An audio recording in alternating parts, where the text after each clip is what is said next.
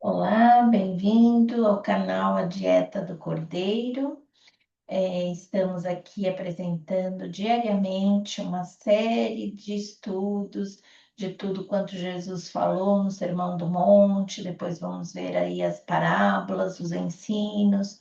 E estamos hoje no capítulo 14 do meu livro, O Cordeiro Marinado em Porções, capítulo 14 da segunda parte, né? São 5 partes e a primeira parte já está toda gravada no canal, com uma playlist, inclusive, se você quiser seguir, inscreva-se no canal, toca o sininho para você sempre saber os vídeos novos, mas são diários, tá bom? E o assunto desse capítulo de hoje, na minha opinião, é bastante delicado e controverso. Chegamos ao ponto em que Jesus faz algumas ressalvas quanto ao julgamento que fazemos uns dos outros. Esse ensino está em 6 versículos, tanto na continuação do Sermão do Monte em Mateus 7, quanto no plano de Lucas 6.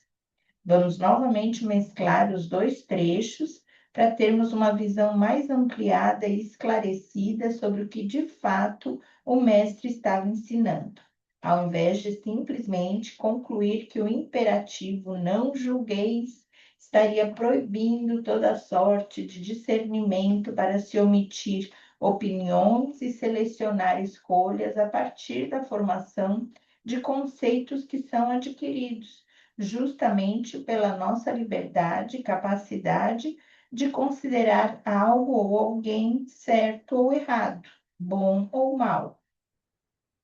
É tolice pensar que Jesus estava censurando uma prática que logo mais para frente ele mesmo recomenda, com o exemplo de, ao analisar uma árvore, poder reconhecer se o fruto dela é bom ou ruim, para então julgar se podemos comer ou rejeitar.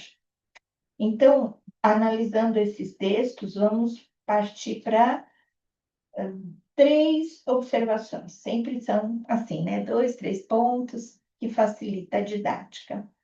Então, o primeiro ponto é julgar para condenar o pecado sem deixar de perdoar o pecador, com base em Lucas 6,37, que diz: Não julguem e vocês não serão julgados. Não condenem e não serão condenados. Perdoem e serão perdoados.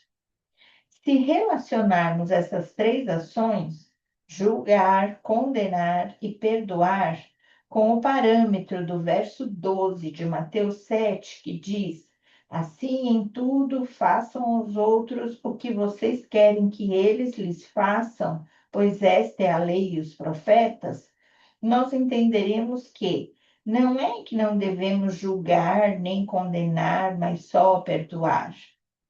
Mas é que não podemos fazê-lo com 2 pesos e 2 medidas, pois a medida que usarmos também será usada para nos medirem a nós. Versículo 2 diz isso.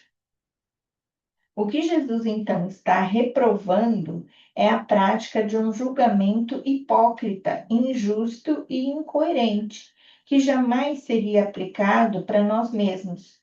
Porém, se considerarmos a ação do nosso próximo com os mesmos critérios que gostaríamos que usassem para julgar as nossas, então poderemos fazê-lo com justiça, coerência e honestidade, sabendo que iremos julgar, inclusive, os anjos, quanto mais as demandas triviais desta vida. Confira essa passagem em 1 Coríntios 6,3, para compreender quando e como não só podemos, mas devemos sim julgar as demandas do dia a dia. Na verdade, outro cuidado que precisamos ter é em julgar as ações do próximo, das pessoas, e não as razões ou intenções do coração, que elas só Deus conhece. Porque não cabe a nós condenar ninguém, isso só cabe mesmo ao justo juiz de toda a terra. Nós condenamos apenas as práticas e os conceitos que julgamos incorretos pelos critérios da palavra de Deus.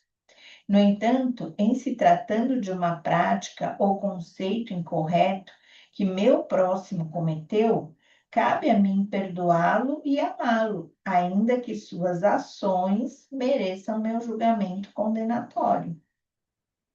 Você tem usado a medida certa no seu julgamento quando condena o pecado e perdoa o pecador? Esse é um ponto. O segundo é: primeiro tira a trave do teu olho para depois ajudar a tirar o cisco do olho do teu irmão. Isso está em Mateus 7,5. Esta é outra instrução muitas vezes mal compreendida e, portanto, mal aplicada. Perceba que o Senhor não disse para não ajudar a tirar o cisco do olho do nosso irmão, o que bem está sendo comparado aqui com corrigir, limpar, tirar o problema do outro. Ele apenas colocou esta ordem, ou seja, primeiro tira o seu para depois ajudar a tirar o dele. No entanto, a maioria das pessoas acaba nem prestando a ajuda devida que poderia oferecer, como também outras pessoas estão deixando de ser ajudadas por tantos que, uma vez tendo conseguido tirar primeiro as próprias traves, estariam agora muito mais bem qualificados e habilitados a ajudar os outros a tirar os ciscos que estão com dificuldade de enxergar nos seus próprios olhos. O fato é que todos nós temos ciscos, traves, vigas, arqueiros, né? Usando as várias traduções, versões aí para esse versículo, ou seja, lá o que for que nos impede de ter a visão perfeita da vida.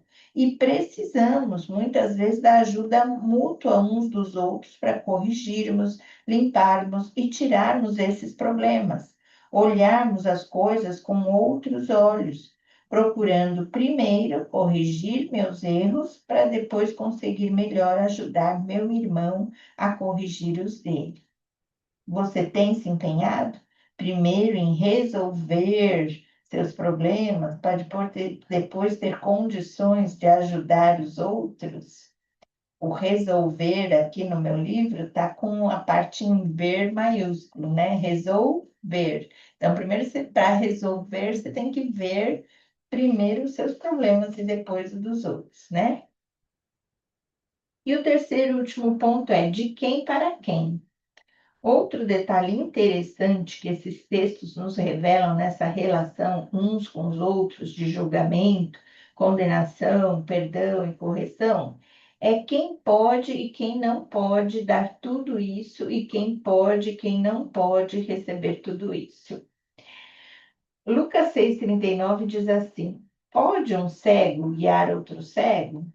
Não cairão os dois no buraco? Então, a resposta é: não podem. Sim, cairão. São dois precisando de ajuda. Agora, o versículo seguinte diz: o discípulo não está acima de seu mestre, mas todo aquele que for bem preparado será como seu mestre. Já aqui, são dois aprendendo a ajudar. Um mestre preparando seu discípulo para ser como ele, um mestre, um ajudador, alguém que sabe julgar, condenar, perdoar e, sobretudo, corrigir, como foi corrigido e perdoado, usando a mesma medida agora para os outros. Em Mateus 7,6 diz assim: não deem o que é sagrado aos cães, nem atirem suas pérolas aos porcos. Caso contrário, estes as pisarão e aqueles, voltando-se contra vocês, os despedaçarão. É triste identificar essa categoria, mas infelizmente temos que admitir que, pior que um cego necessitado procurando ajuda para ser guiado, é um cão porco que despedaça e despreza as pérolas de nossa preciosa ajuda para resolver seus problemas, porque não tem discernimento para julgar que seu próprio comportamento condenável poderia receber perdão se permitisse ser corrigido, nesse caso, domesticado, né? Aí eu pergunto, quem é você nesse processo? Mais um cego, um cão-porco ou um mestre que foi discipulado a ajudar? Então, vamos observar primeiro o seu próprio erro, para depois ajudar a tirar o do seu irmão, com a mesma medida que você foi ajudado, ok? Esse é um ponto que eu sempre fiz questão de reforçar, né? As pessoas usam muito esse jargão que é para não julgar, não pode julgar ninguém, você não pode julgar ninguém. Mas aqui esse ensino mostra que não é para não julgar e ponto. É primeiro você julga você, primeiro você tira a trave do seu, para depois ajudar o outro a tirar do dele. Né? A gente precisa ter esse discernimento, essa ajuda mútua para que também, como corpo, como comunidade, a gente esteja apto a todos ajudar, todos aprender, todos corrigir, ok? Espero que tenha lhe edificado. Se ficar alguma dúvida, alguma pergunta, sempre podem usar aí os comentários para perguntar, tá bom? Estamos aí para aprender. Deus abençoe. Até semana que vem. Até amanhã, perdão, se Deus quiser.